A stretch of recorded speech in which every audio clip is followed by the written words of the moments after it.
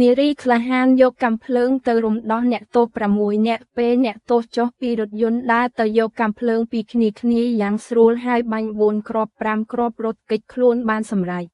តាមរយៈវីដេអូពីកាមេរ៉ាសុវត្ថិភាពរថយន្តពន្ធនាគារបានដឹកអ្នកទោសទៅកាន់តុលាការខេត្តស្វាយរៀងនៅព្រឹកថ្ងៃ18 ខែវិច្ឆិកានេះពេលបាក់ទ្វារខាងក្រោយអ្នកទោស5 នាក់មួយក្រុមដំបូងសុទ្ធតែស្ដីបានចុះពីរថយន្តនិងដើរចូលទៅតុលាការគ្មានបញ្ហាអ្វីនោះទេតែរឿងរន្ធត់បានកើតឡើងពេលអ្នកទោស6 នាក់មួយក្រុមទៀតសុទ្ធតែប្រុសបានចុះមកតាមក្រោយពួកគេទាំង6 នាក់ត្រូវបានដាក់ខ្នោះជាប់គ្នាជាគូ